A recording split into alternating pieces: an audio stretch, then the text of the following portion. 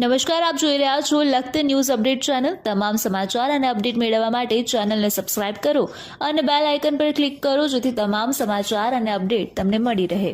Lakhtar state his Highness Thakor સાહેબનો નશ્વર દેહ પંચમહાભૂતમાં વિલીન। Lakhtar state Thakor સાહેબ LLB થવા સાથે કોંગ્રેસ પક્ષમાંથી ધારાસભ્યની ચૂંટણી લડી ધારાસભ્ય તરીકે ચૂંટાઈ આવ્યા હતા।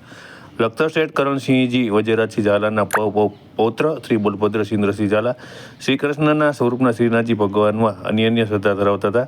તેઓ 97 વર્ષની ઉંમર સુધી નિયમિત લખતર રાજમહેલમાં આવેલ રણછોડજીની હવેલીમાં ભગવાન શ્રી કૃષ્ણના જુદા જુદા 21 સ્વરૂપના નિયમિત દર્શન કરવા પોતાના રાજમહેલમાંથી આવતા હતા।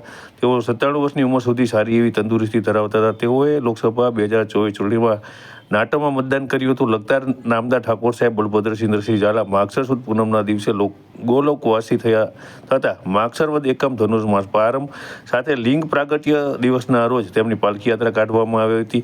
તેમની પાલખી યાત્રામાં મોટી સંખ્યામાં લખતર રાજ કુટુંબના સદસ્યો સાથે લખતર ગામના ગ્રામ્ય વિસ્તારના ક્ષત્રિય સમાજના લોકો જોડાયા હતા।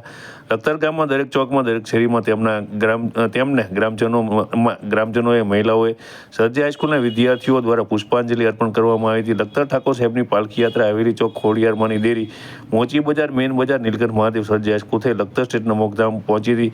ત્યાં તેમના નશ્વર દેહને 16 સંસ્કારમાંના છેલ્લા સંસ્કાર એવા અગ્નિ સંસ્કાર કરવામાં આવ્યા હતા।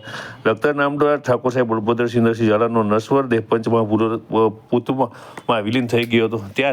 ત્યારે તેમના દાદા બાપુ શ્રી કરણસિંહજી વજેરાજસિંહ ઝાલા દ્વારા તેમના મિત્રની યાદમાં બનાવેલ સરજી હાઈસ્કૂલની અંદર પાસે પહોંચતા સરજી હાઈસ્કૂલના વિદ્યાર્થીઓ પણ તેઓને પુષ્પાંજલિ કરવા માટે અને બહાર આવ્યા હતા અને તેમના દ્વારા પુષ્પાંજલિ કરવામાં આવી હતી અને તેમની અંતિમ વિધિ લખતર શહેરના મોક્ષધામમાં કરવામાં આવી હતી।